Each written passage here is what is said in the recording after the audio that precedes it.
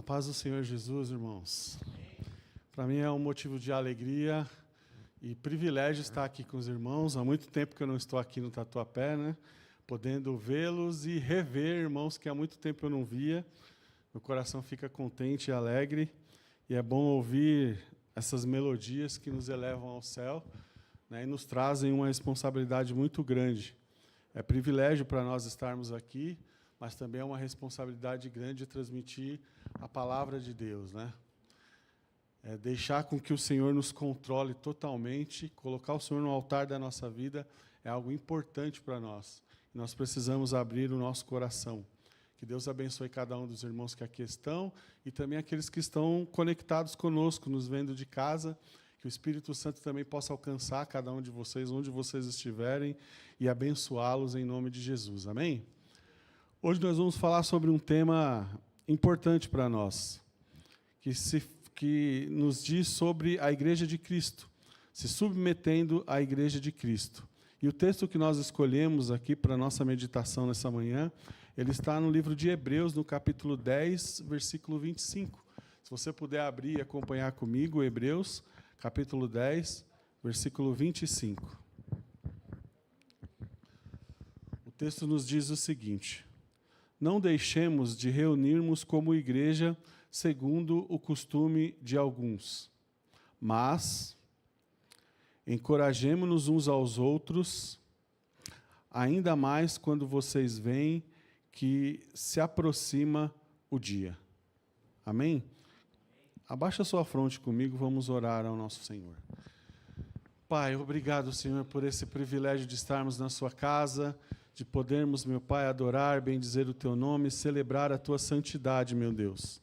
Sabemos que tu és soberano e controla todas as coisas, meu Deus. Conhece cada um de nós, não somente aqueles que aqui estão, mas os que estão nos seus lares também cultuando, meu Pai. Que a sua bênção alcance a todos. Pai, fala conosco através da sua palavra, orienta a nossa vida, Senhor, pois precisamos desse pão que vem do céu. Que a sua palavra de maneira nenhuma volte vazia, meu Pai, mas realize o propósito pelo qual ela é enviada, Senhor. Que cada um saia nessa manhã edificado, abençoado, orientado pela sua palavra, Senhor. Em nome do Senhor Jesus Cristo. Amém e amém. Pode se sentar, meu irmão. Como eu te disse, para mim é um privilégio estar aqui na igreja do Tatuapé. Agradeço o pastor Zezinho, que eu substituo hoje, né? Ele teve algumas funções, por isso ele está ausente. E eu fico muito feliz em poder contemplar a palavra de Deus com os irmãos. É uma alegria no meu coração falar de Jesus, falar das coisas que Deus tem para nós, trazer os mistérios dos céus, da palavra de Deus, para que o Senhor nos oriente, para que o Senhor nos leve a um caminho melhor, a uma evolução melhor na fé e no conhecimento da sua palavra. Hoje nós vamos falar sobre igreja. E eu quero falar com vocês sobre igreja hoje, não no âmbito de organização. Eu sei que todos vocês conhecem a igreja, a organização onde pertencem, aonde Deus colocou vocês para servi-lo, para adorá-lo, para bendizer o nome do Senhor. Mas hoje eu quero que vocês pensem em submeter a igreja num contexto transcendental, num contexto cósmico, que é a igreja completa de Cristo, de uma forma total. Quero que vocês pensem na igreja hoje, não como uma organização onde Deus colocou vocês para servir, mas igreja como aquela que foi chamada para Cristo para uma obra especial.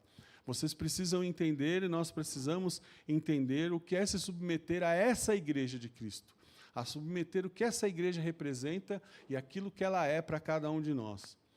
Nos evangelhos hoje, nos 4 evangelhos, existem 2 citações sobre a igreja. Uma delas eu gostaria de citar, que Jesus diz assim: eu, porém, te digo que tu és Pedro, e sobre esta pedra edificarei a minha igreja, e as portas do inferno não prevalecerão sobre ela. Jesus, quando fala isso para Pedro, está chamando Pedro a trabalhar e a entender aonde que será solidificada essa igreja. Essa igreja está solidificada na pessoa de Jesus Cristo. E ela é tão poderosa, ela é tão magnificente, tão grandiosa, que a palavra do Senhor, Jesus diz para ela que as portas do inferno não prevalecerão sobre essa igreja. Isso significa que o inferno não tem poder para invadir a igreja. O inferno não tem poder para trabalhar na sua vida se você não der legalidade. O inferno não tem esse poder, porque as portas não prevalecem diante da igreja. O inferno não resiste à ação que a igreja tem sobre as pessoas, sobre o mundo, sobre o inferno, porque ela é poderosa e ela é tremenda para agir. Ela é tremenda para poder operar. E algumas pessoas, infelizmente, como diz o texto que nós lemos, elas se omitem à igreja, elas desistem de participar dessa igreja, né? O texto que nós lemos vai dizer para nós, não devemos deixar-nos de nos reunir como igreja. Algumas pessoas se deixam não reunir-se como igreja, por alguns motivos pessoais, por algumas questões que elas têm umas com as outras, mas elas não conseguem compreender o que é essa igreja, o que ela representa, o que ela é na nossa vida. A igreja é algo muito importante para que a gente possa desprezá-la, para que a gente possa deixá-la de lado. Muitas vezes, como organização, por alguns motivos, nós podemos até ignorar algumas ações, mas a igreja, como sendo a de Cristo, a igreja universal de Cristo, estabelecida no mundo, ela precisa ser grandemente valorizada. E é engraçado como as pessoas dizem, por exemplo, eu amo a Cristo, mas elas esquecem que Jesus Cristo, que a igreja é a esposa de Cristo. Imagine que alguém chegasse em você e falasse assim, eu gosto muito de você, mas eu não gosto da sua esposa. Como você se sentiria? Como você ficaria? Ou vice-versa. Como você se sentiria sabendo que alguém gosta muito de você, mas não gosta da sua companheira, ou daquela que está com você, da sua esposa? A gente esquece que essa igreja estabelecida, ela é a esposa de Cristo. E ela precisa ser amada conforme Jesus Cristo, porque Ele foi capaz de dar tanto amor que entregou a sua vida por ela. Nós somos essa igreja. Nós somos a igreja de Cristo, amada por Ele, e ninguém pode deixar de nos amar, porque nós somos a esposa do Senhor Jesus Cristo. Igreja, para nós, ou igreja no grego, na palavra de Deus, é chamada de eclésia. O que é eclésia? Eclésia é o ajuntamento, uma assembleia, um ajuntamento de pessoas, de grupo de pessoas que se reúnem em torno de Cristo. Em torno do quê? Em torno dos seus propósitos, em torno daquilo que Ele planeja para a igreja, que se reúne em torno de Jesus Cristo para seguir os seus estatutos, seguir as suas orientações, seguir as suas regras. A igreja é chamada para ficar em torno de Cristo, das ideias que Cristo. Você foi chamado como igreja um dia para seguir as orientações de Jesus Cristo, para cumprir os propósitos de Jesus, cumprir aquilo que Jesus Cristo tem. E o fundamento dessa igreja é Jesus. Você precisa compreender que o fundamento da igreja é Jesus Cristo. Ele disse para Pedro, né? Olha, eu digo para você que tu és Pedro, e sobre esta pedra eu edificarei a minha igreja. Algumas pessoas interpretam esse texto como se Jesus está dizendo que edificaria a sua igreja sobre Pedro. Não. Jesus edificaria a sua igreja sobre Ele, que é a pedra fundamental de esquina. É Ele que guia todas as coisas, é Ele que orienta todas estas coisas. Porque a igreja é importante no sentido universal, no sentido de seguir as diretrizes de Jesus. Porque a igreja é onde nós temos a comunhão, onde nós nos juntamos e no mesmo propósito, no mesmo entendimento, seguimos as diretrizes de Cristo, onde nós nos ensinamos uns aos outros, onde nós podemos consolar uns aos outros, e a Bíblia ainda não adverte. Não faça isso como fazem os pagãos, mas faça isso chamando a atenção de todos para que participem dessa igreja, para que façam parte dessa igreja, ainda mais quando vocês estão vendo que o dia está chegando. Quanto mais próximo nós estivermos da volta do nosso Senhor Jesus, nós precisamos estar mais próximos da igreja, porque onde tem palavra de Deus, aonde tem alimentação para nós. Jesus certa vez disse para os discípulos, vós também não quereis ir? Pedro disse para ele assim, para onde iremos nós se só em ti a palavra de vida eterna? É só onde Cristo está, onde Cristo orienta, só onde Cristo faz parte, que existe palavra de vida eterna.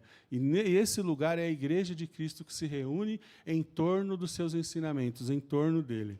Mas O que é importante para nós saber e entender diante da questão da igreja é entender quais são os propósitos que essa igreja de Cristo tem. Jesus não criou a igreja simplesmente por uma brincadeira ou simplesmente porque ele falou, vou juntar um monte de pessoas aqui que vão ficar me seguindo. Não. Jesus cria a igreja, institui a igreja para que ela tenha um propósito, para que ela realize um propósito que está dentro do coração de Deus e que precisa estar dentro do nosso coração. Então, a gente precisa entender e compreender como a gente deve se submeter, primeiro, compreendendo qual é esses propósitos da igreja, entender qual é o nível de comprometimento que a igreja exige de cada um de nós e entender a ação disciplinar que a igreja proporciona na nossa vida. Porque a igreja de Deus é um pilar fundamental para que a gente possa se chegar a Ele, para que a gente possa buscar ao Senhor e possa seguir os teus propósitos. E quais são os propósitos da igreja? Eu listei alguns aqui que eu gostaria que você compreendesse, internalizasse isso dentro do teu coração. Qual propósitos que a igreja tem? Um deles, o primeiro deles que eu listei aqui, a igreja tem o propósito de adorar a Deus. É o primeiro propósito. Você foi chamado aqui para que Deus seja adorado, como diz lá em Isaías 43:7. A todos que são chamados pelo meu nome, eu os criei para minha glória. Eu os formei e também os fiz. Quando Deus te chamou e colocou você e constituiu você dentro da igreja dele, da igreja de Cristo, se você pode bater no peito hoje e dizer, eu faço parte da igreja de Cristo, você faz parte dessa igreja porque Jesus te chamou para a glória dele, para que ele seja glorificado.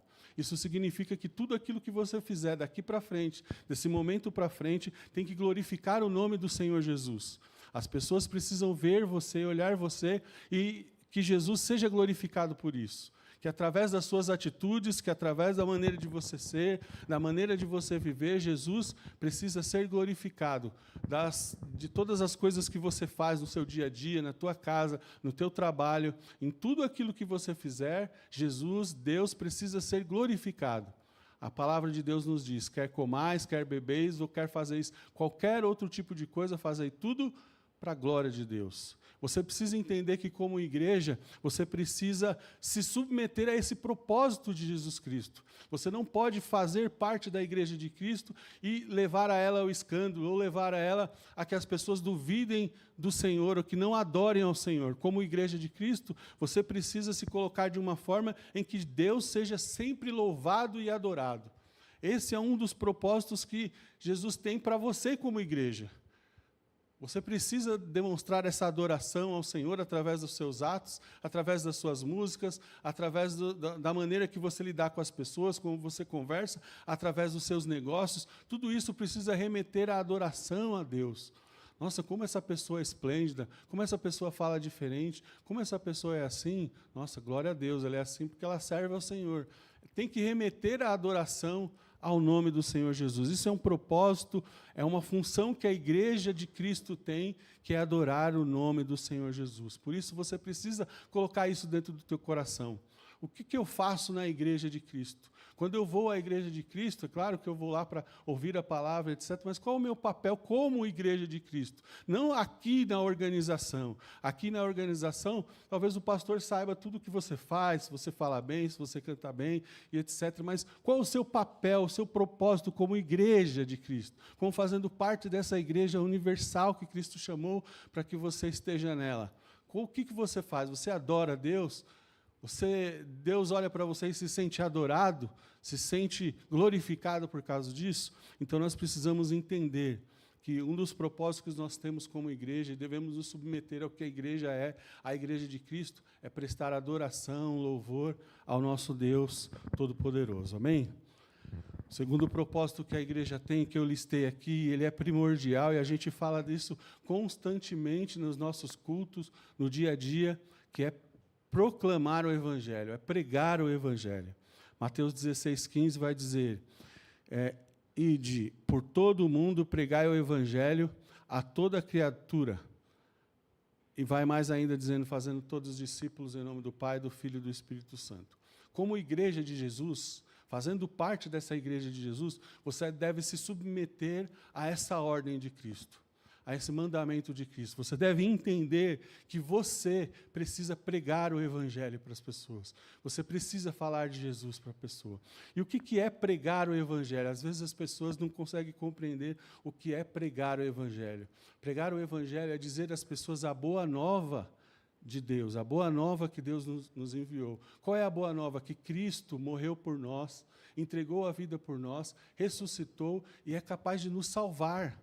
Você precisa dizer para as pessoas que elas precisam de salvação. Todos pecaram e estão destituídos da graça de Deus. Todas as pessoas pecaram, mas elas precisam de Cristo para ser salvas, para ser redimidas, para ser levadas para um lugar diferente, para suas vidas ser transformadas. E você precisa, fazendo parte da Igreja de Cristo, se submetendo à Igreja de Cristo estabelecida, de falar desse Evangelho para as pessoas. O que Jesus pede de nós, como Igreja de Cristo, é que nós testemunhamos a respeito dele. E às vezes você diz, nossa, eu preciso aprender isso, preciso aprender teologia, preciso aprender... Não, você precisa testemunhar do que Cristo fez na sua vida. Eu tenho certeza que se eu perguntasse o que aconteceu na tua vida, você poderia me dizer isso. O seu papel não é mudar a vida das pessoas ou converter a vida das pessoas. Para isso nós temos o Espírito Santo, que ele convence do pecado, da justiça e do juízo. O seu papel é testemunhar de Jesus. O que ele fez para você, o que ele fez em você, o que ele faz todo dia, como ele age na sua vida. Você precisa falar essa boa nova. Quando você se submete à Igreja de Cristo, você entende que você louva ao Senhor e você precisa testemunhar do que Cristo fez na sua vida para que outras pessoas venham também louvar ao Senhor, compreendam a necessidade que elas têm de Jesus Cristo e elas venham à igreja louvar ao Senhor, elas venham ao nosso templo, à nossa organização, no lugar onde Deus nos colocou para servi-lo, para adorar esse Deus, para servir esse Deus, e você precisa entender isso. Como igreja, quando você diz, eu sou igreja de Cristo, você precisa entender que você tem esse propósito. Você precisa se submeter a esse propósito de pregar o Evangelho. Não é somente pastores que têm essa incumbência de pregar o Evangelho, mas a palavra diz que todos nós, como igreja de Cristo, precisamos testemunhar do Evangelho. Precisamos falar de Jesus Cristo. Então você precisa entender isso na sua vida, entender isso no seu dia a dia como igreja, né? E a todo tempo procurar testemunhar sobre Jesus, sobre aquilo que ele fez na sua vida, sobre as coisas grandiosas que Jesus Cristo faz. O terceiro aspecto que eu listei aqui é a igreja precisa entender que ela tem um papel de comunhão e de aparelhamento.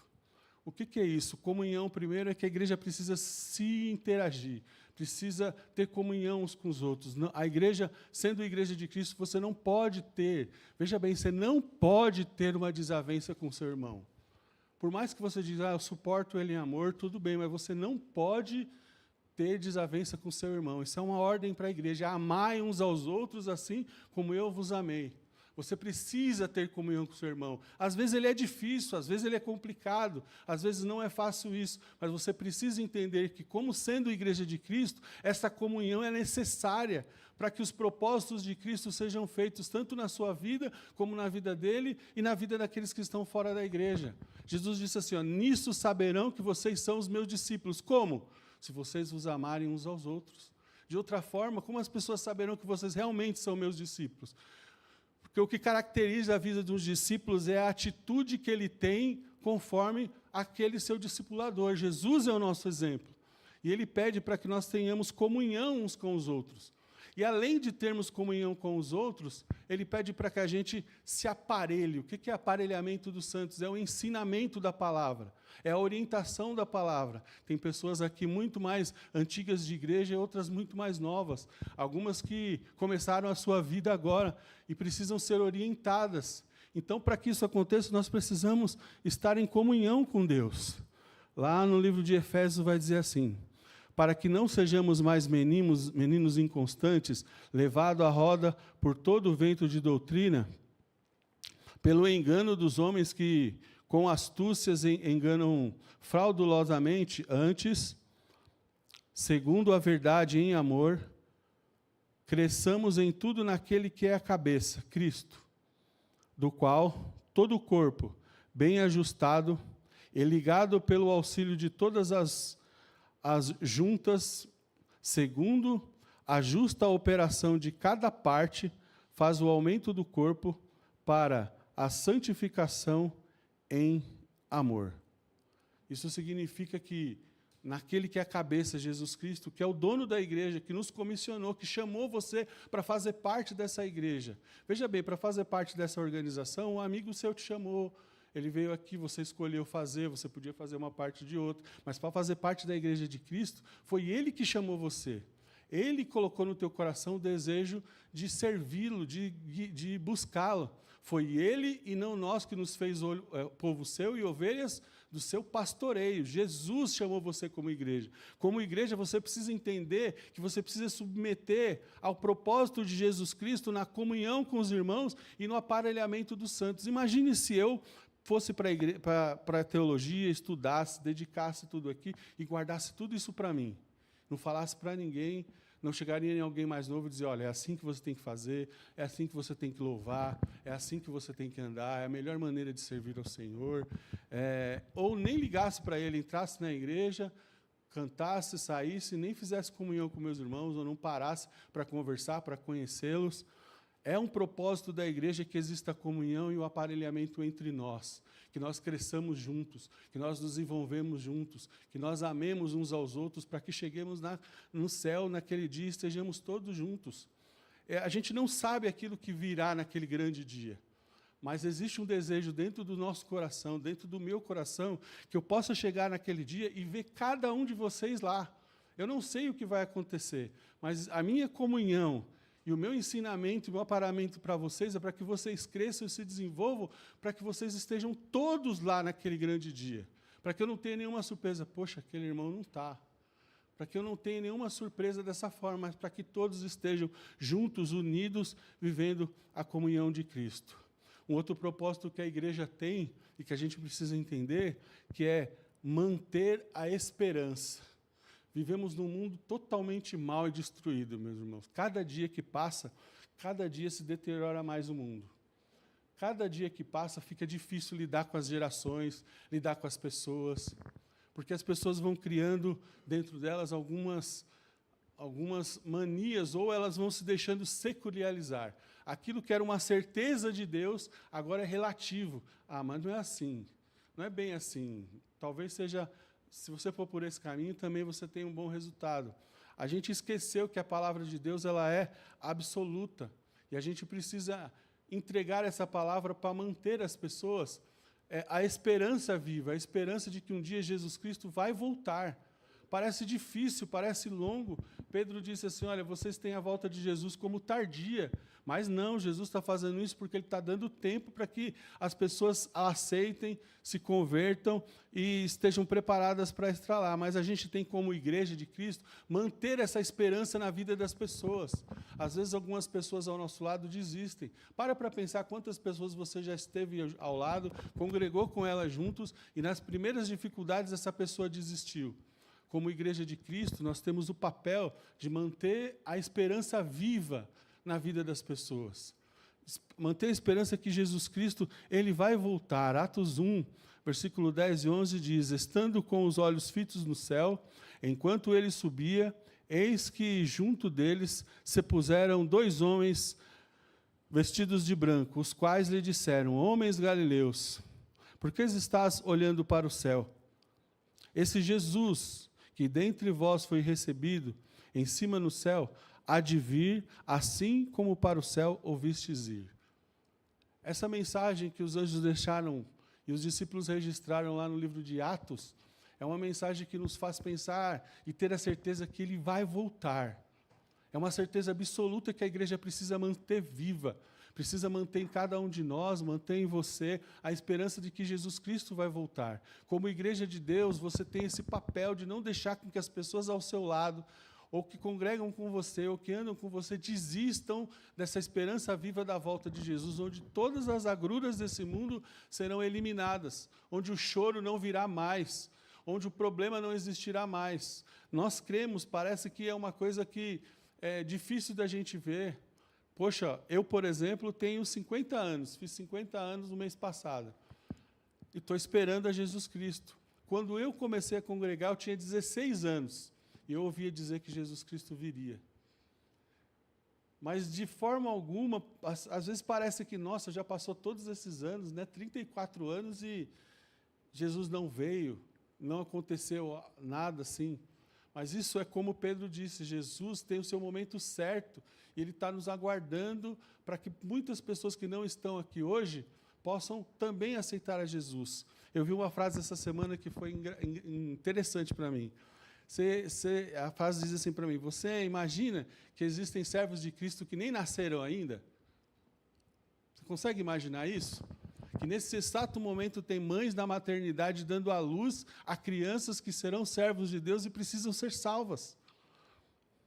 Então nós precisamos manter a esperança da volta de Jesus, ela sempre viva no nosso coração, porque isso faz com que a gente não desista, por mais que seja difícil o caminho, por mais que seja difícil as ardaduras, por mais que existam perdas, nós precisamos manter viva essa esperança. Isso são propósitos da Igreja de Cristo estabelecida. Por isso nós devemos entender esses propósitos e nos submeter a essa Igreja de Cristo, a realizar esses aspectos que Jesus Cristo tem. E o último aqui, para a gente se encaminhar aqui para o nosso final, é que nós devemos ajudar os domésticos da fé.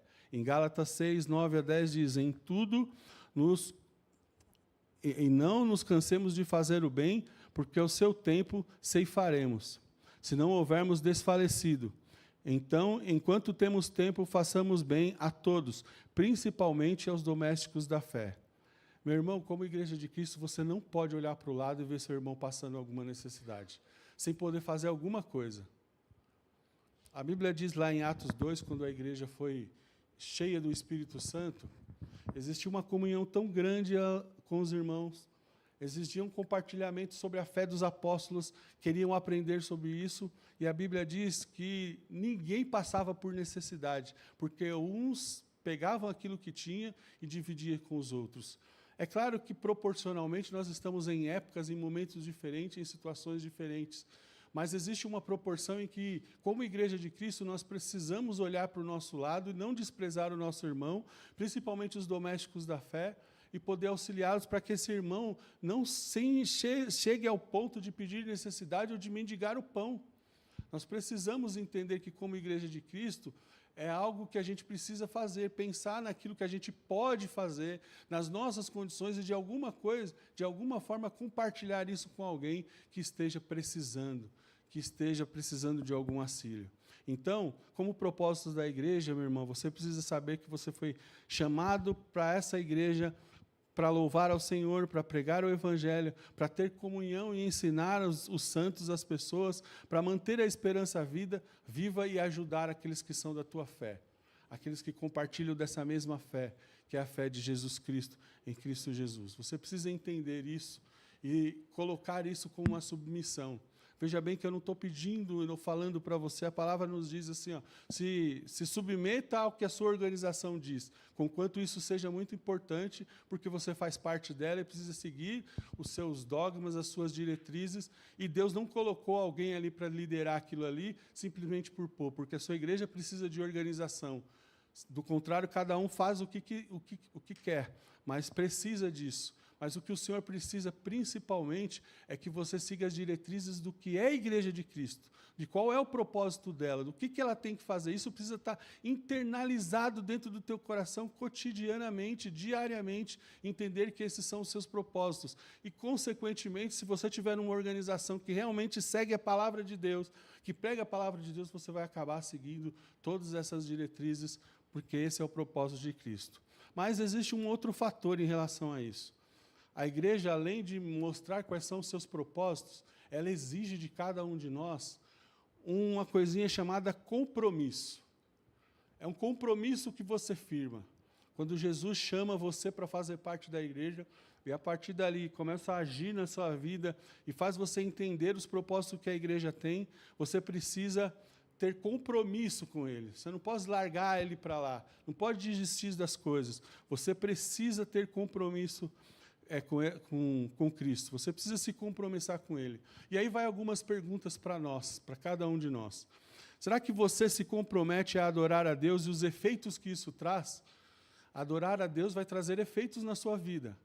Quando eu digo eu sou um adorador do Senhor, quais são os efeitos que isso traz na nossa vida? O que a gente faz, como a gente faz, de que forma a gente faz, se isso realmente leva à adoração a Deus. Você precisa se comprometer com isso, se comprometer a ser um adorador de Jesus Cristo.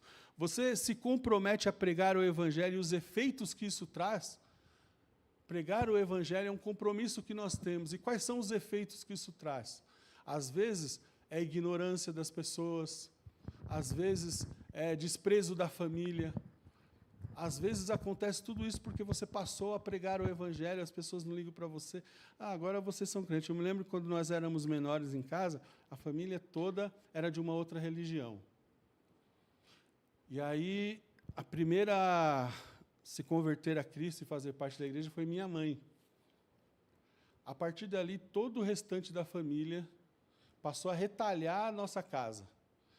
A gente era sempre convidado para as festas da família, e a minha família sempre foi uma família muito festeira, uma família que sempre fazia alguma coisa, datas importantes, sempre estava todo mundo reunido lá. A partir daquele momento em que minha mãe foi para a igreja e começou a levar os filhos, que eu era pequeno, a gente começou a ter retaliação da família, porque agora a gente fazia parte da igreja de Cristo. Nós fomos chamados para algo diferente. E aí, a gente, como criança, eu como criança na época, não conseguia entender por que meus tios não me chamavam mais, que eu gostava de ir lá para ver meus primos, para brincar com ele, por que eu não podia mais estar lá. Uma certa vez, isso é muito engraçado, a minha prima comprou um videocassete de 4 cabeças. Lembra quando era uma sensação, todo mundo com videocassete? E aí, os primos, todo mundo foi para lá para assistir, mas ela não chamou nós, porque agora nós não fazíamos parte mais dessa religião, nós tínhamos ido agora para a Igreja de Cristo. Então, pregar o Evangelho, servir a Jesus e falar do amor de Jesus para as pessoas, ela traz para você algumas consequências, mas você tem esse compromisso, você precisa se comprometer com isso. Você se compromete a ter comunhão e a aparelhar os santos? Você se compromete a ter comunhão com o seu irmão que está aí do teu lado? Você se compromete a ser amigo, companheiro dele, conversar com ele? Veja bem que existe um limite que eu estou dizendo nessa comunhão, nessa amizade, mas é o limite de Cristo. Cristo sabe e conhece o teu coração e sabe o relacionamento que você precisa ter como igreja para que o propósito dele seja cumprido. Você se compromete a manter a esperança viva no coração das pessoas, por mais que seja difícil, por mais que seja complicado. Imagine, eu nem sei se eu poderia ou deveria dizer isso aqui, mas uma certa vez eu fui num lugar e olhei para uma pessoa e vi que essa pessoa estava totalmente destruída, sabe? E é como se o Senhor tivesse dito para mim, olha, essa pessoa aqui vai se perder, vai acontecer isso. E eu ouvi isso daqui. Só que eu não podia, de forma alguma, na situação em que eu estava, dizer para ela que ela passaria por aquilo, porque ela teria que aquilo. Na verdade, o que eu tinha que dizer para ela, fica firme, confia no Senhor, se mantém firme, porque o Senhor vai trabalhar na sua vida. Manter a esperança nela para que ela não desiste. Né? Isso é o que a gente faz, por exemplo, quando a gente sabe que alguém está a ponto de se matar, por exemplo, por alguma situação da vida. A gente vai lá e mantém a esperança viva nessa pessoa para que ela passe por aquele momento. Você se compromete a manter essa esperança viva e você se compromete a ajudar os domésticos da fé dentro da sua possibilidade? Hebreus 10, 25, como a gente leu, diz: não deixemos de reunirmos como igreja segundo costumes de alguns, mas encorajemo-nos uns aos outros. Não desista, não permita que essa comunhão seja tirada de você. Que você desista de participar ou de se reunir como igreja aonde Jesus te colocou para servi-lo. Se Jesus te colocou aqui na igreja Adventista da Promessa no Tatuapé, olhe para as diretrizes de Cristo, olhe para aquilo que Jesus Cristo quer de você e não desista, não deixe de participar, continua participando, encoraje o seu irmão, ainda mais, como diz o restante do texto, quando os dias vêm se aproximando e vêm chegando ao fim, Jesus sabe que nós precisamos mais e mais e mais dele. E para a gente finalizar definitivamente, existe aqui a disciplina que a igreja traz para cada um de nós. Quando você não participava dessa igreja aqui, você era uma pessoa totalmente alienada, pensava em um monte de coisa, falava um monte de besteira, andava conforme o seu próprio caminho. Quando Jesus te chamou a ser igreja de Cristo, Deus trouxe para você para uma mudança de vida. O seu comportamento diário mudou. Jesus colocou dentro de você um sentimento de santificação, de melhorar a cada dia mais. Cada dia mais você pode parar aí para pensar como que você era antes de conhecer o Evangelho, para quem não nasceu no berço. Ou até para quem nasceu no berço nos primeiros anos de vida, até realmente conhecer Jesus. Sua vida passava por outros pensamentos, por outras coisas, por outros objetivos.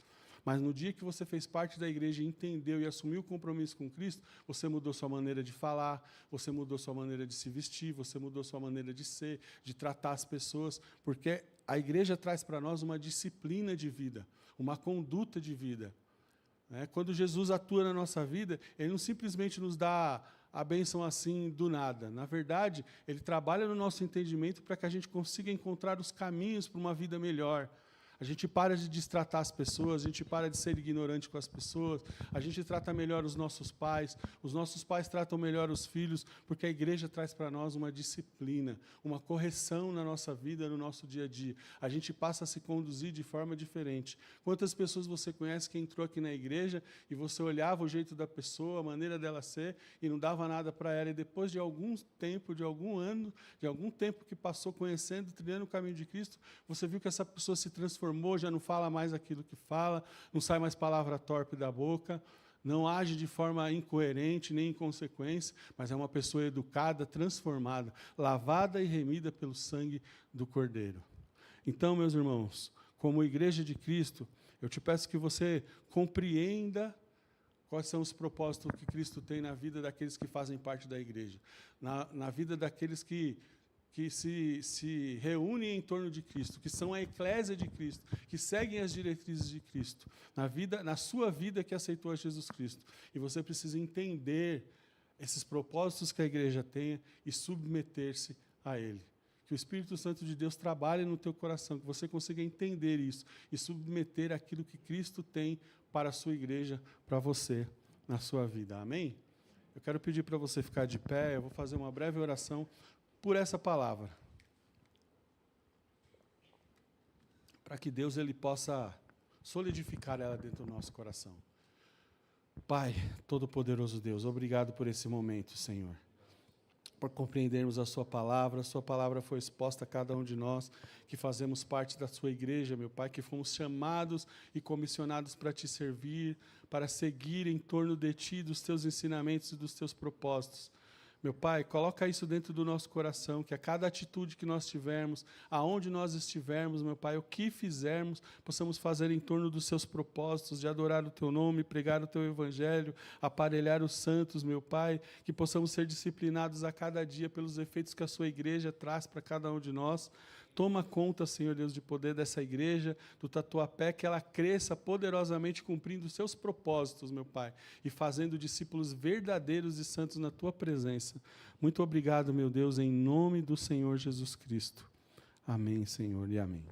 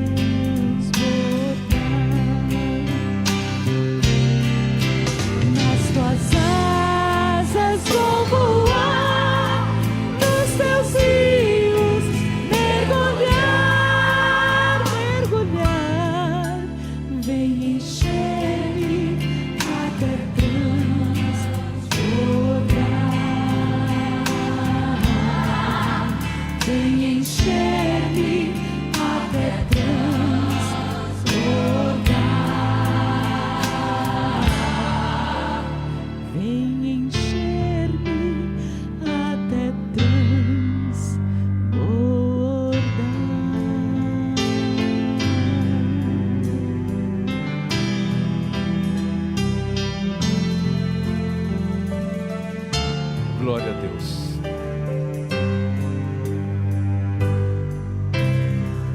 O Espírito Santo que foi invocado, que foi pedido nesta canção, é aquele que faz da igreja a noiva de Cristo. O Espírito Santo é aquele que deixa a noiva com todos esses predicados que foram apresentados na mensagem. Ninguém diz que Jesus Cristo é o Senhor senão pelo Espírito Santo.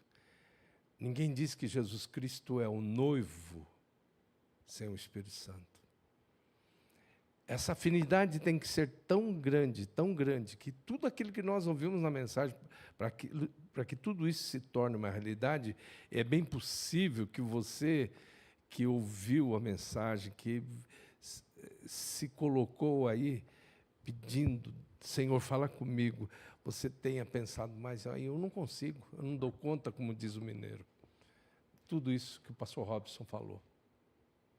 Mas quem faz isso é o Espírito Santo. O Espírito Santo, como vimos na mensagem, convence o homem do pecado, da justiça e do juízo. E ele está preparando, ataviando a noiva, deixando-a bonita para o dia da parousia. A parousia é a volta de Cristo.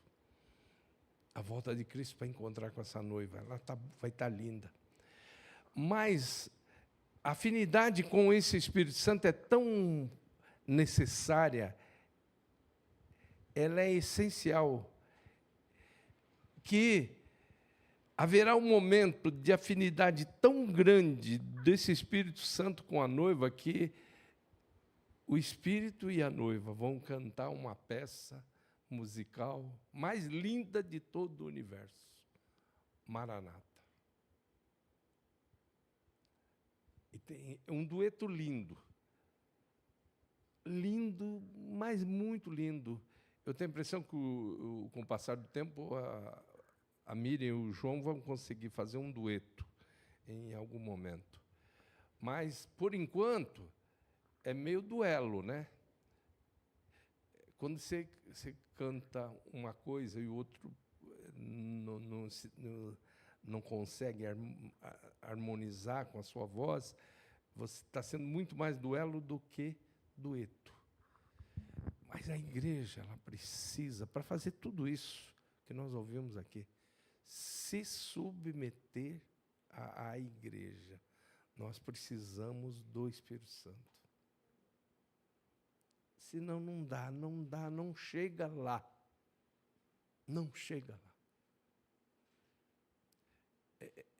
Olha, nós ouvimos aqui, nessa palavra, situações que cumprimos e outras nós não cumprimos. E nós vamos deixando a vida passar. Olha só. E aí a volta de Cristo começa a ficar demorada. Falou, olha só. Pedro diz assim, o Senhor não retarda a sua promessa. O dia do noivo, olha só, o noivo vem para buscar a noiva. A noiva está dizendo, vem logo, vem logo. Mas ela está preparadinha, está bonita. Ela está toda ataviada. O que está faltando nela? O Senhor não retarda a sua promessa, ainda que alguns a tenham por tardia. Mas é o quê? Longânimo. Ou seja, de longo ânimo. Não querendo que alguns se percam, senão que todos venham ao pleno conhecimento da verdade. A demora do noivo para buscar essa noiva, para essa igreja, é por causa da própria noiva que está lerdeando. Esses dias eu vi um negócio assim, de um